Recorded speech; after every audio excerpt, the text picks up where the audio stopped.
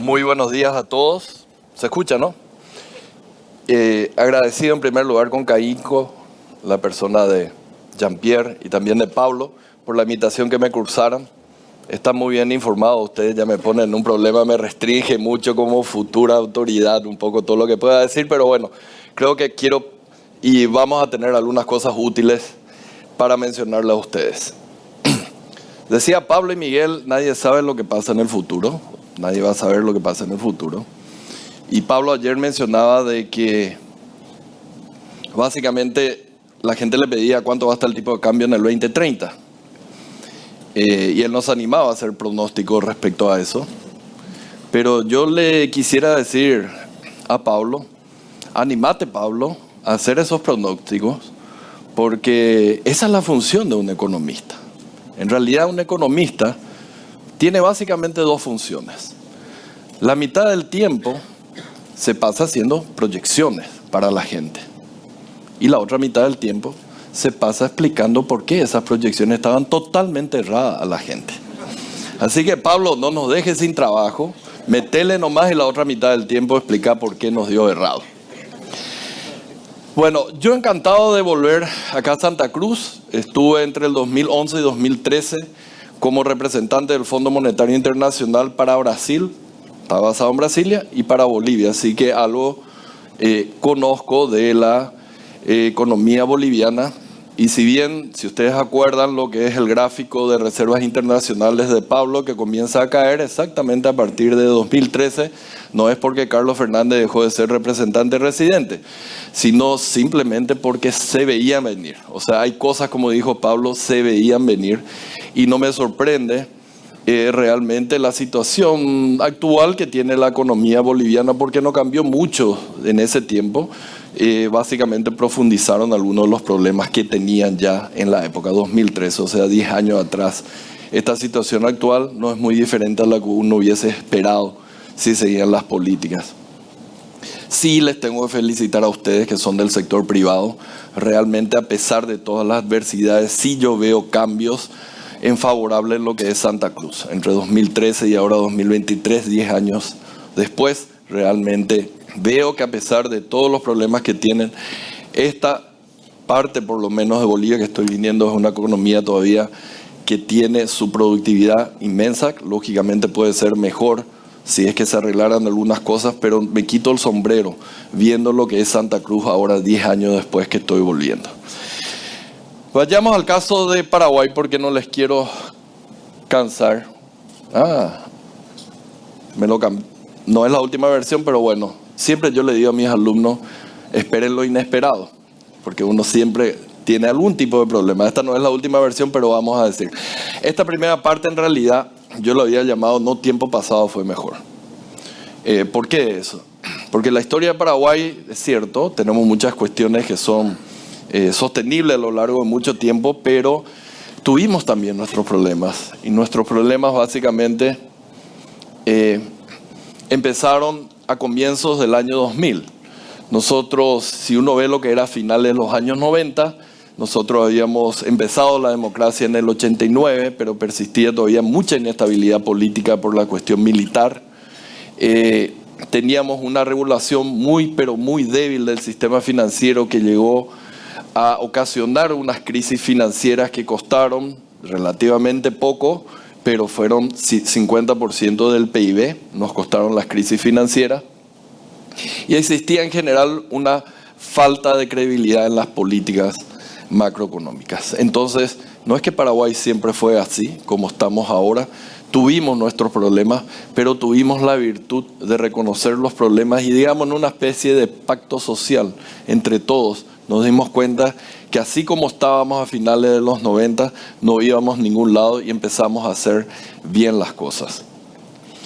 Este era básicamente el desempeño macroeconómico del país. En ese entonces, la pobreza también estaba, Miguel, 50% de la población estaba en situación de pobreza.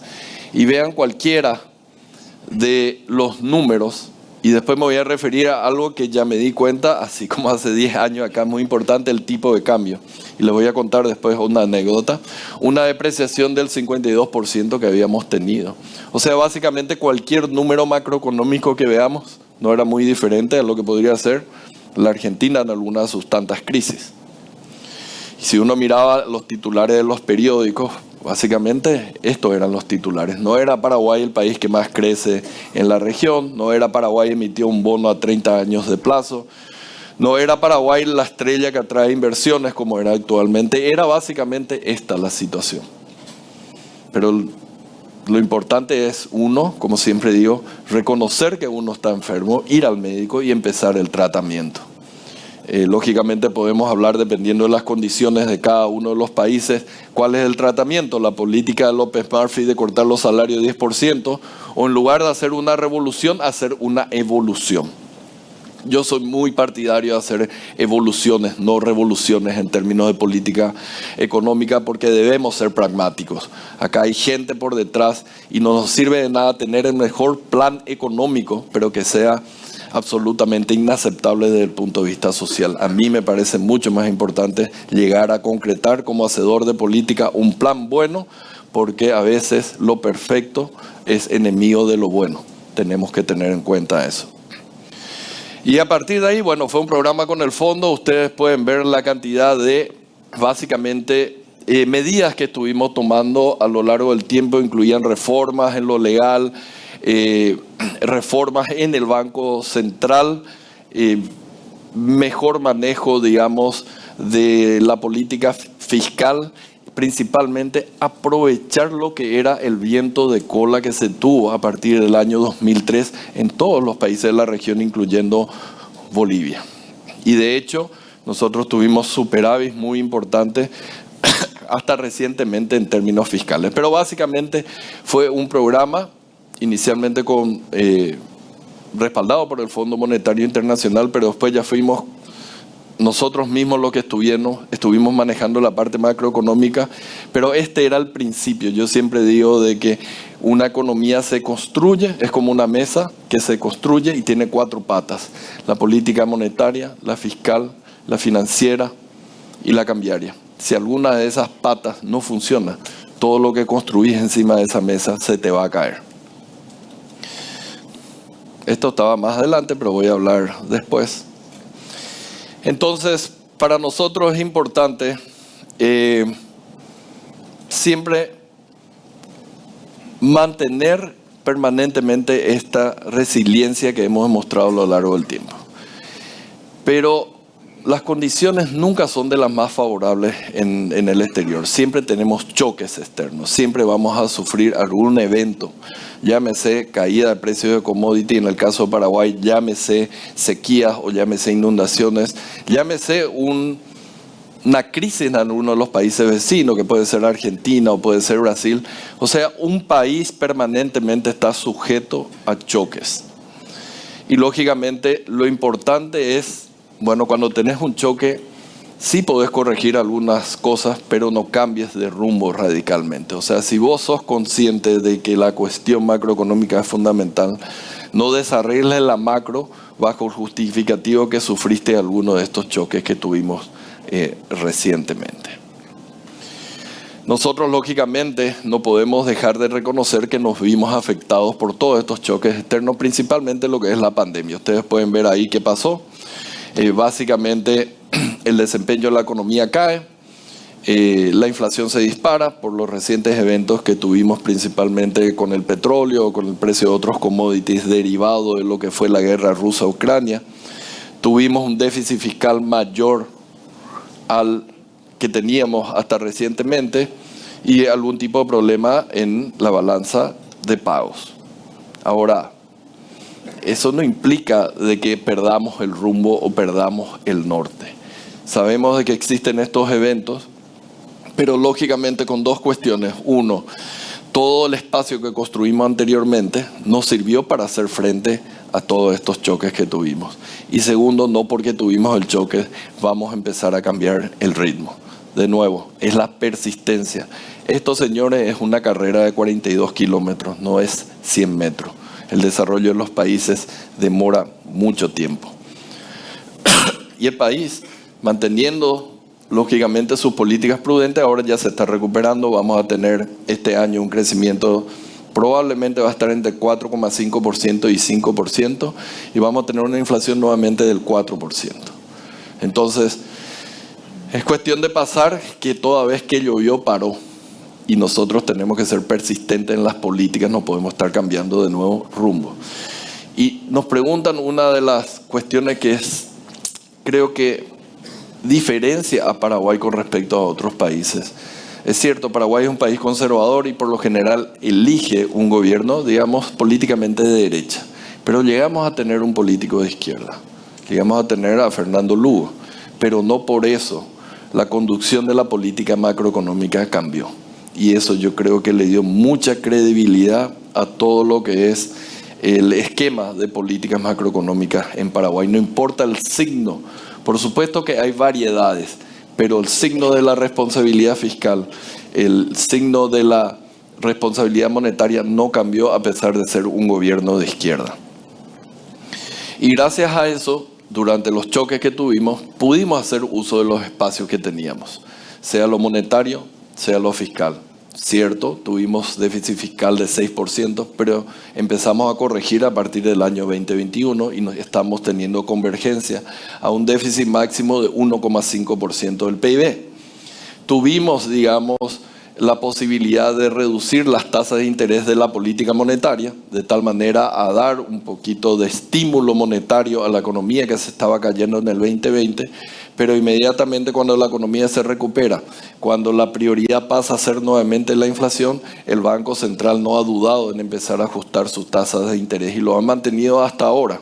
A pesar de que la tasa de inflación en este momento está 4,2%, es el primer mes que tenemos 4,2% de manera interanual y el Banco Central todavía no baja la tasa porque considera de que tenemos que tener certeza de que la inflación realmente está aproximadamente en ese 4% y no que haya sido simplemente una golondrina. Entonces, hemos tenido una política fiscal, una política monetaria que fue contracíclica. Este es un lujo que no todo el mundo se puede, digamos, dar ante una crisis. Y una cuestión importante, y ya empiezo a hablar, el tipo de cambio para nosotros fue fundamental. El tipo de cambio para nosotros, cuando existe un choque externo, es fundamental como elemento de ajuste. Y yo entiendo todas las sensibilidades que existen acá en Bolivia por la cuestión de la hiperinflación y demás, pero yo quiero remitirme, por eso le dije, fíjense el 52% de depreciación que hubo allá a inicios del año 2000. Eso fue un desastre porque pegó fuertemente en la inflación. 15 años después me toca a mí estar en el Banco Central cuando en el 2015 el precio de la soja, nuestro principal producto de exportación, cae 40%. Cae 40%. ¿Qué correspondía hacer? Es un ajuste, como llamamos nosotros, de precios relativos, que significa básicamente depreciar la moneda. Nosotros ese año, cierto, intervenimos en algo en el mercado para evitar depreciaciones o volatilidades muy fuertes en el intradía, pero al final del año nosotros habíamos depreciado en 26% el tipo de cambio. 26% depreciamos. El resultado en la inflación, nada. La inflación fue 4,5%. Entonces, tenemos por eso que ver las individualidades de los países. Depreciar en el año 2000 fue un desastre para Paraguay. Depreciar 15 años después, digamos, con una macro ordenada, es otro el resultado. Entonces, hay que ver lógicamente cuándo, pero para nosotros, una vez que tuvimos credibilidad en las políticas macros, el tipo de cambio es fundamental, porque de lo contrario, no vamos a poder ajustar lo necesario en la economía. Y no es que no desconozcamos nosotros la importancia del tipo de cambio. Yo, en un seminario así como este, puedo preguntar en Paraguay cuál es la inflación del último mes y probablemente van a haber 10 personas que levanten la mano. Ahora, si yo pregunte cuál es el tipo de cambio, creo que el 95% de la gente va a levantar su mano. O sea, es un precio sensible, ha sido, es y seguirá siendo probablemente, pero yo creo de que no podemos dejar de utilizar una de las patas de la política macroeconómica para ajustar las cosas en la economía de un país. Esto básicamente es lo que es Paraguay ahora. A pesar de ser pequeño, a pesar de decir que lógicamente no tiene las capacidades productivas de otros países, ahí tienen top 10 en muchas cosas. Increíble que un país pequeño como Paraguay realmente tenga esta capacidad productiva. Y mucha gente nos dice, bueno, pero ustedes son soja y carne solamente. En realidad no somos, acá hay mucha parte agro. Pero recientemente hemos tenido una capacidad de diversificación, lo cual es muy bueno, en términos de creación de empleo. Y resalto una de las cosas que para nosotros está siendo fundamental. El régimen de maquila, que probablemente si uno habla con un mexicano medio le mira mal porque no le gusta tanto, pero el régimen de maquila para Paraguay ha sido exitosa. Tiene alrededor de 40.000 empleos creados, porque es mano de obra intensiva y para una economía pequeña como la nuestra es fundamental para la creación de empleo. Y básicamente de las exportaciones de Paraguay por año, que son alrededor de 10.000 millones, la maquila ya representa ahora 1.000 millones, 10% del total de las exportaciones. Producto industrializado, pero lógicamente ustedes ven ahí, no ha sido una revolución, ha sido una evolución. Reglas claras, condiciones competitivas para atraer el capital extranjero y con eso poder crear mano de obra. Imagínense, no voy a poder contar todo, el impacto social que tiene la maquila. Ustedes saben cuál es básicamente el tipo de empleado que está en la maquila. Madres solteras.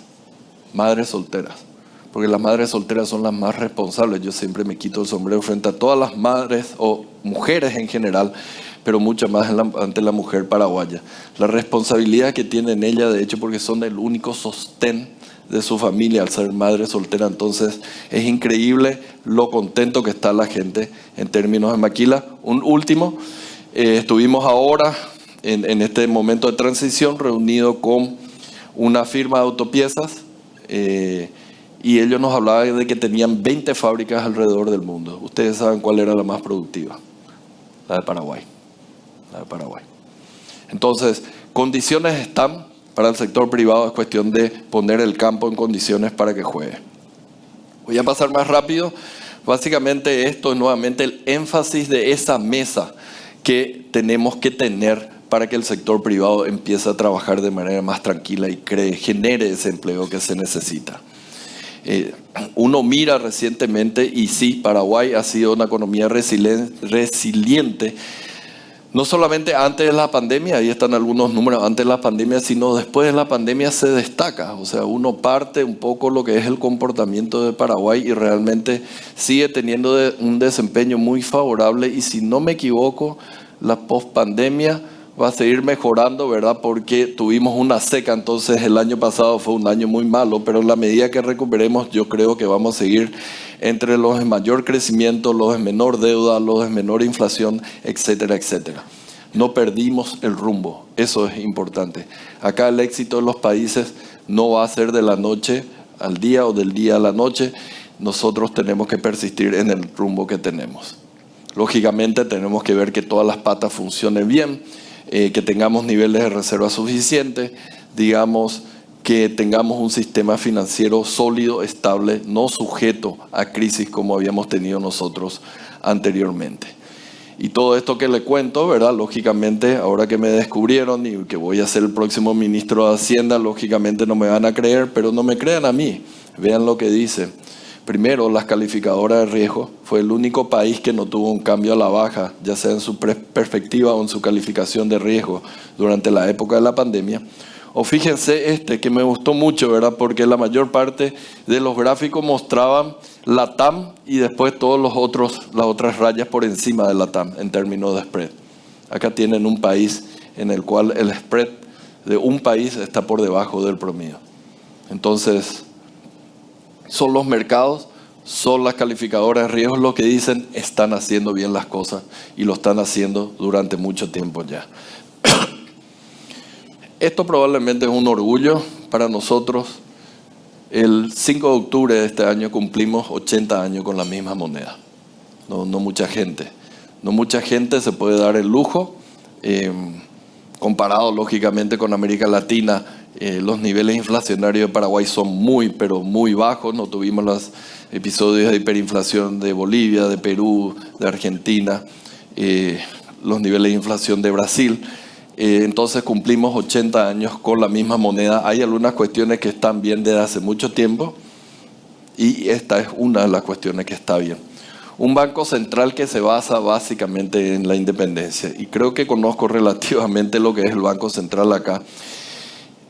No voy a hablar, pero sí les voy a decir lo fundamental que es tener un banco central independiente y profesionalizado.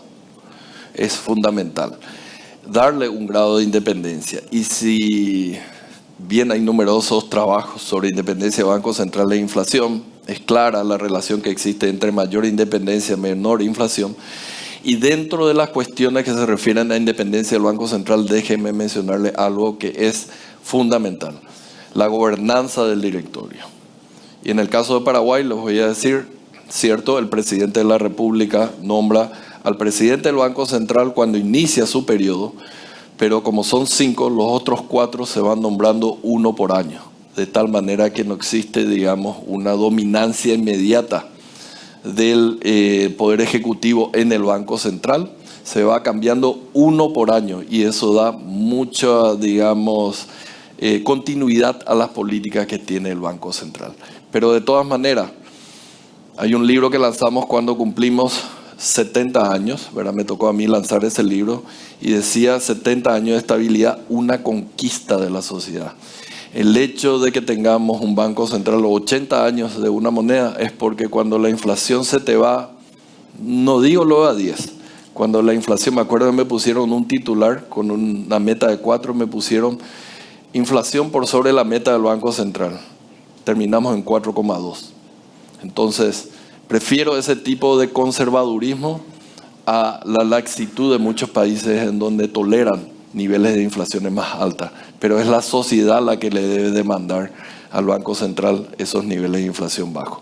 No voy a hablar de las cuestiones del Banco Central, el impacto que tiene en crecimiento, en distribución del ingreso, en pobreza, etcétera, etcétera.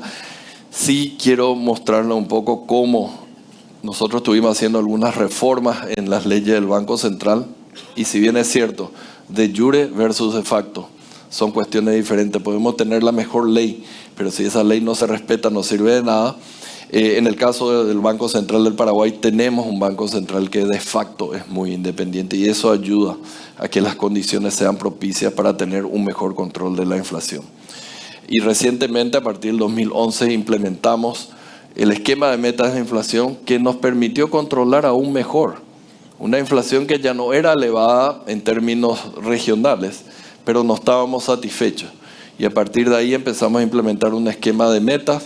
La meta era 5, me tocó a mí bajar de 5 a 4,5, de 4,5 a 4. Y bueno, vamos a ver cuándo seguimos bajando eso para que la meta sea alrededor del 3%, que es lo que tienen los bancos centrales más modernos. Y gracias a eso tenemos una de las monedas más antiguas de la región. Lógicamente, quiero enfatizar esta parte de equidad social o bienestar social, yo le llamaría. Las políticas públicas se hacen no para tener buenos números en los informes del Fondo Monetario o del Banco Mundial. Las políticas públicas buenas las hacemos por la gente. Es responsabilidad nuestra que estamos en el gobierno darle una solución a la gente.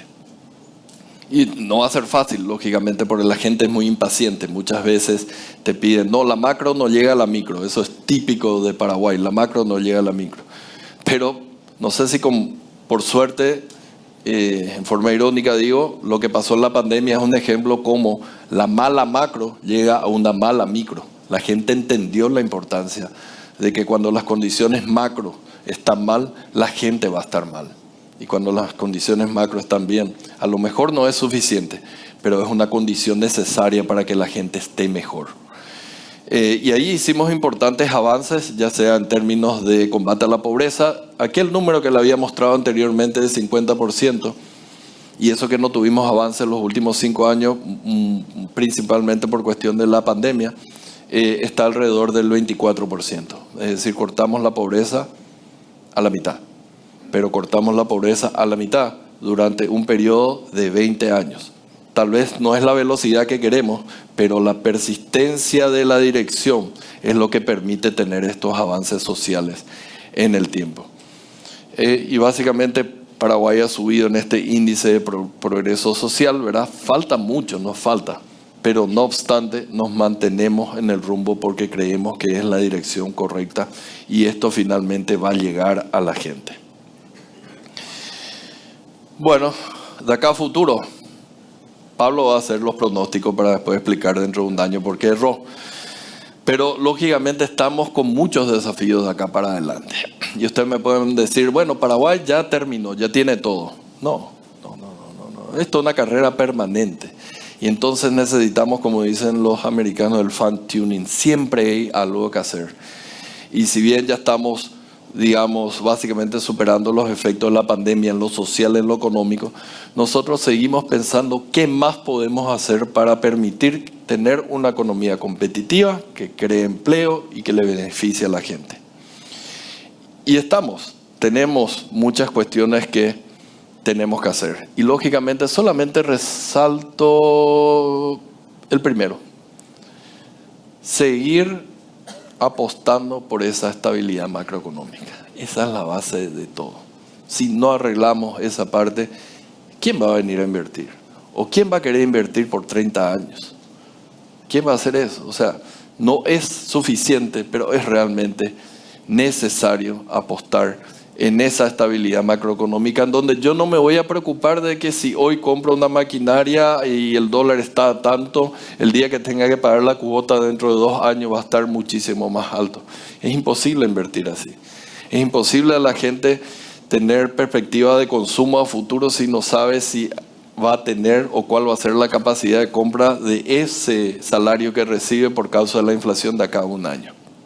Entonces, tenemos un contexto incierto de acá para adelante, pero Paraguay sigue tratando de enfrentar esos desafíos a través de diferentes medidas, ¿verdad? Nos va a tocar a nosotros apostar. Una de las cuestiones que seguramente vamos a estar apostando fuerte es la parte de infraestructura.